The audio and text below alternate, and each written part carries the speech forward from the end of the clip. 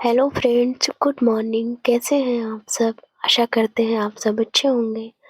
तो आज हम पढ़ने वाले हैं ज्योग्राफी की एनसीईआरटी क्लास 6 की, जिसका नाम है पृथ्वी हमारा आवास। तो आइए शुरू करते हैं। तो इस किताब में कुल आठ आठ चैप्टर हैं। हम एक एक चैप्टर को बारी बारी से पढ़ेंगे। तो आज पहला चैप्टर पढ़ेंगे जिसका नाम है सौरमंडल में पृथ्वी।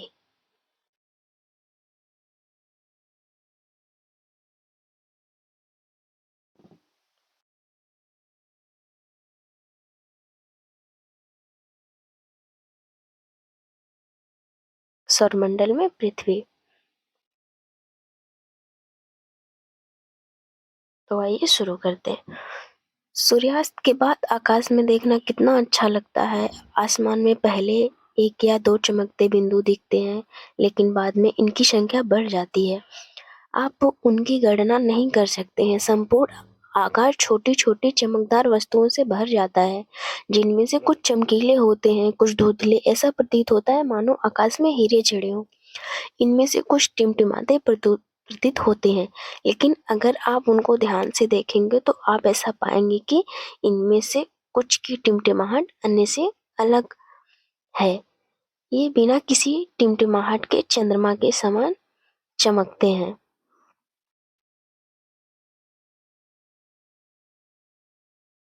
तो इन चमकीली वस्तुओं के साथ आप लगभग प्रतिदिन चंद्रमा को भी देख सकते हैं। यह अलग अलग समय पर अलग अलग आकार, अलग अलग स्थितियों में दिखाई पड़ता है। आप चंद्र को लगभग एक महीने में एक बार देख सकते हैं। यह पूर्ण चंद्रमा वाली रात या पूर्णिमा होती है। 15 दिन के बाद आप इसे नहीं देख सकते हैं। यह नए चंद्रमा रात्रि या अमावस्या होती है। इसी रात में अगर आसमान साफ है तो आप आसमान का अवलोकन अच्छी तरह से कर सकते हैं।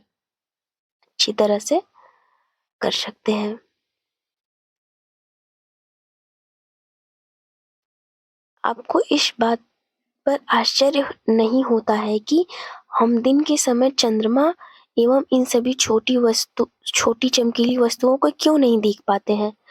ऐसा इसलिए है क्योंकि सूर्य के अत्यधिक तेज प्रकाश के कारण रात के समय चमकने वाली वस्तुओं को हम दिन में नहीं देख पाते हैं। सूर्य, चंद्रमा तथा वे सभी वस्तुएं जो रात के समय आसमान में चमकती हैं, खगोलीय पिंड कहलाती हैं। ये इम्पोर्टेंट पॉइंट है, आप नोट कर सकते हैं इसे। कुछ खगोलीय पिंड बड़े आकार के तथा गर्म होते हैं। ये गैसों से बने होते हैं। ये गैसों से बने होते हैं। इनके पास अपनी ऊष्मा तथा प्रकाश होता है, जिसे वे बहुत बड़ी मात्रा में उत्सर्जित करते हैं। इन खगोलीय पिंड को तारा कहते हैं। सूर्य भी एक तारा है। कुछ खगोलीय पिंड ऐसे होते हैं जिनके पास बहुत बड़ी मात्रा में ऊर्जा उत्सर्जित होती है, जिनके पास खुद का ऊष्मा और खुद का प्रकाश होता है, जिसे हम तारा कह सकते हैं।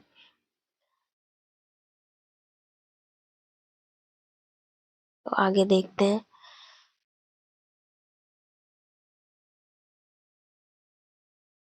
रात के समय चमकते हुए अनगिनत तारे सूर्य के समान ही हैं, लेकिन हमसे बहुत अधिक दूर हैं। दूर होने के कारण हम लोग उनके ऊष्मा या प्रकाश को महसूस नहीं कर सकते हैं। वे अत्यंत छोटे दिखाई पड़ते हैं। आपने अवश्य ध्यान दिया होगा कि कुछ दूरी से देखने पर सभी वस्तुएं छोटी दिखाई पड़ती हैं। अत्यधिक ऊंचाई पर उड़ रहा हवाई जहाज कितना छोटा दिखाई देता है। रात्रि में आसमान की ओर देखते समय आप तारों के विभिन्न समूहों द्वारा बनाई गई विविध आकृतियों को देख सकते हैं। ये नक्षत्र मंडल कहलाते हैं। अर्सा मेजर या बिग बियर इसी प्रकार का एक नक्षत्र मंडल है। बहुत आसानी से पहचान में आने वाला नक्षत्र मंडल है। सप्तऋषि, सप्त यानी 7 ऋषि या ऋषि संत, यह 7 तारों का समूह है जो कि नक्षत्र मंडल अर्सा मेजर का भाग है। चित्र संख्या 1-1 में आप देखिए। ये है ये ध्रुव तारा, ये संकेतक तारे, उत्तर दिशा।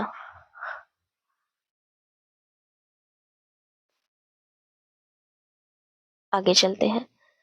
अपने परिवार या पड़ोस में किसी बड़े व्यक्ति से कहिए कि वह आपको आसमान और अधिक तारों या ग्रहों तथा नक्षत्र मंडलों को दिखाए, बताए। प्राचीन भारत में लोग रात्रि में दिशा का निर्धारण तारों की रोचक तथ्य के बाद अब हम देखेंगे आगे। ये एक सौर मंडल का चित्र दिया हुआ है जिसे आप अच्छे से पढ़ लीजिएगा। इंपॉर्टेंट जानकारी दी हुई है, बहुत जरूरी है। इसको कम से कम आप रिवाइज कर लीजिएगा, 3 से 4 बार क्लियर हो जाएंगी चीजें। अब आगे बढ़ते हैं।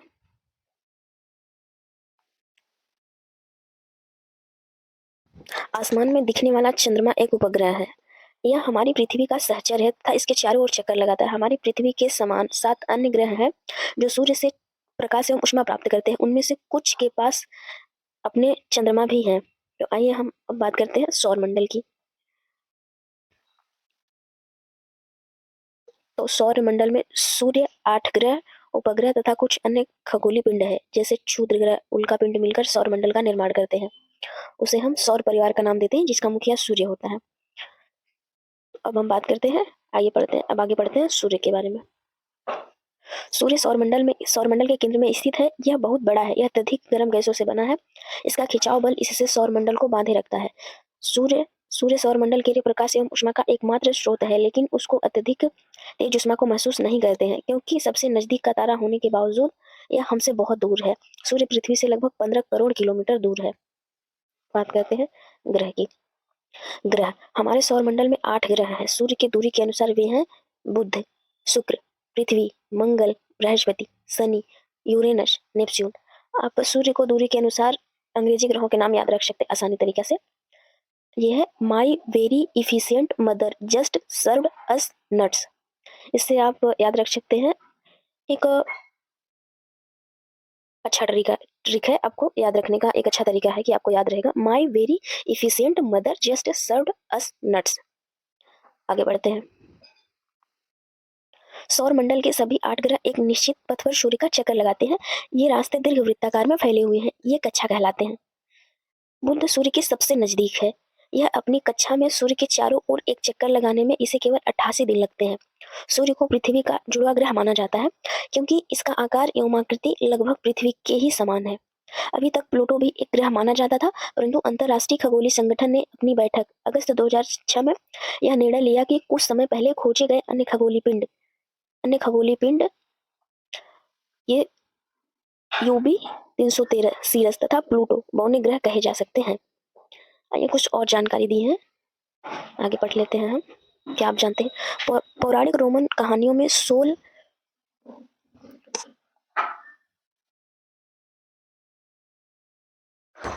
सूर्य देवता को कहा जाता था। सौर शब्द का अर्थ है सूर्य से संबंधी, इसलिए सूर्य के परिवार को सौर मंडल कहा जाता है। सौर शब्द का उपयोग करते हुए अधिक शब्दों को और लिखिए।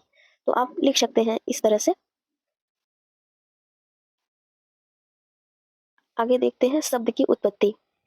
ऐसे शब्द से जिनका उपयोग हम भाषा में करते हैं, अक्सर वे दूसरी भाषाओं से लिए गए शब्द हो सकते हैं। उदाहरण के लिए ज्योग्राफी एक अंग्रेजी शब्द है जिसका ग्रीक भाषा से लिया गया शब्द है जिसका अर्थ है पृथ्वी का विवरण। यह 2 ग्रीक शब्दों से मिलकर बना है। जियो का अर्थ है पृथ्वी एवं ग्राफिया का अर्थ है लिखना। आइए पृथ्वी के संबंध में और अधिक जाने।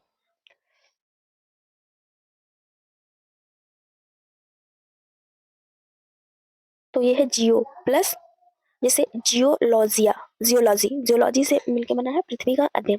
फिर ज्योमेट्री पृथ्वी का मापन। जियोइड का मतलब है पृथ्वी के आकार के अनुरूप। आगे देखते हैं। क्या आप आसमान को देख मनुष्य हमेशा से मोहित हुआ है? खगोलीय पिंडों एवं उनकी गति के संबंध में अध्ययन करने वालों को खगोल शास्त्री कहते हैं। आर्यभट्ट प्राचीन भारत के प्रसिद्ध खगोल शास्त्री थे। उन्होंने कहा था कि सभी ग्रह तथा चंद्रमा परावर्तित सूर्य प्रकाश के कारण चमकते हैं। आज विश्व के सभी भागों में खगोलविद ब्रह्मांड के रहस्यों को खोजने में लगे हुए हैं। आगे पढ़ते हैं पृथ्वी के बारे में।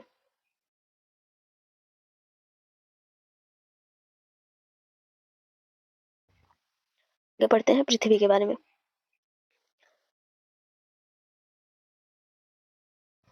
पृथ्वी सूर्य के दूरी के हिसाब से तीसरा ग्रह है। आकार में 5वां सबसे बड़ा ग्रह है।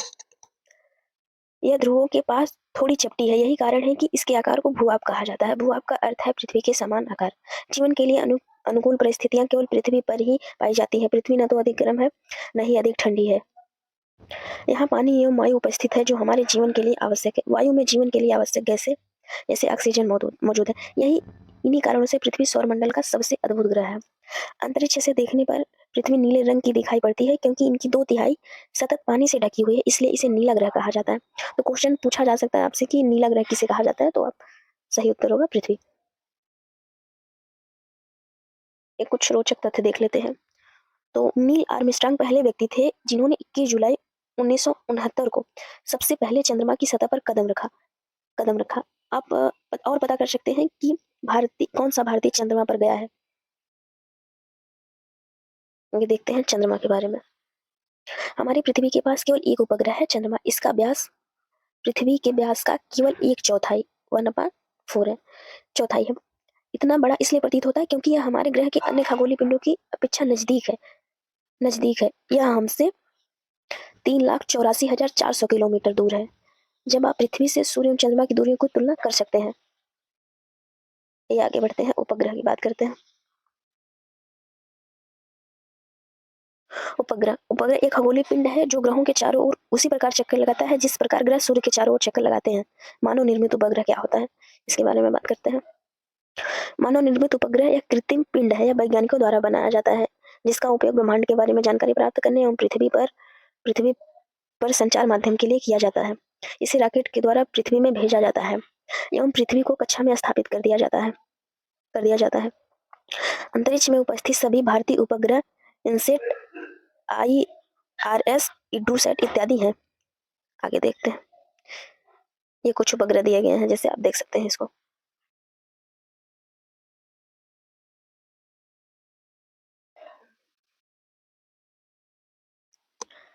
चंद्रमा पृथ्वी का एक चक्कर 27 दिन में पूरा करता है। तो क्वेश्चन पूछा जा सकता है कि चंद्रमा एक चक्कर कितने दिन में पूरा करता है, तो आप बता सकते हैं 27 दिन। लगभग इतने ही समय में यह अपने अक्ष पर एक चक्कर भी पूरा कर सकता है। परिणाम स्वरूप पृथ्वी से हमें चंद्रमा का केवल एक ही भाग दिखाई पड़ता है। चंद्रमा की परिस्थितियां जीवन के लिए अनुकूल नहीं है। यहाँ न पानी है, न ही वायु है। इसकी सतह पर पर्वत, मैदान, गड्ढे हैं जो चंद्रमा की सतह पर छाया बनाते हैं। पूर्णिमा के दिन चंद्रमा पर इनकी छाया को देखा जा सकता है। आगे बात करते हैं क्षुद्र ग्रह क्या होते हैं।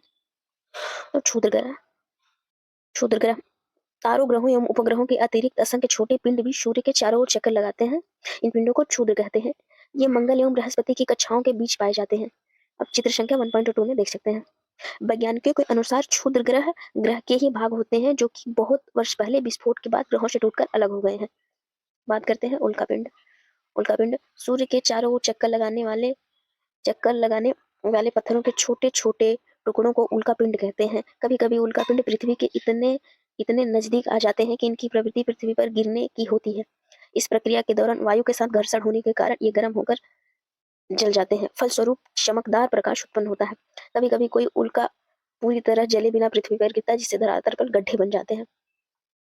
आगे बढ़ते हैं।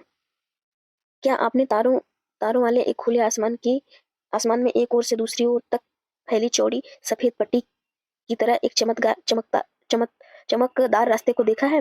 यह लाखों तारों का एक समूह है। यह पट्टी आकाशगंगा मिल्की वे है। पट्टी कभी कभी दिखाई देती है हमें आसमान में, उसको हम आकाशगंगा कहते हैं, मिल्की वे। हमारा सौरमंडल इस आकाशगंगा का एक भाग है। प्राचीन भारत में इसकी कल्पना आकाश में प्रकाश का एक बहती नदी से की गई थी। इस प्रकार का नाम आकाशगंगा पड़ा था। आकाशगंगा करोड़ों तारों, बादलों तथा गैसों की एक प्रणाली है। इस प्रकार की लाखों लाखों आकाशगंगाएं मिलकर ब्रह्मांड का निर्माण करती हैं। ब्रह्मांड की विशालता की कल्पना करना अत्यधिक कठिन है। वैज्ञानिक अभी भी इसके बारे में अधिक से अधिक जानकारी एकत्र करने में जुटे हैं। इसके आकार के संबंध में कोई जानकारी नहीं है, लेकिन फिर भी हम जानते हैं कि हम सभी ब्रह्मांड का हिस्सा हैं। आइए आगे देखते हैं। ब्रह्मांड, क्या आप ब्रह्मांड के साथ अपना संबंध बता सकते हैं? आप पृथ्वी पर हैं तथा पृथ्वी सौरमंडल का एक भाग है। हमारा सौरमंडल आकाशगंगा मिल्की वे का एक भाग है जो ब्रह्मांड का हिस्सा है। ब्रह्मांड से जुड़े एक तथ्य पर विचार कीजिए। इनमें लाखों आकाशगंगाएं मौजूद हैं। इस चित्र में आपका स्थान का आप इस तरह से कल्पना कर सकते हैं, बना सकते हैं। तो आज के लिए इतना ही। अच्छे से पढ़ाई कीजिए, खुश रहिए, मस्त रहिए। Thank you so much.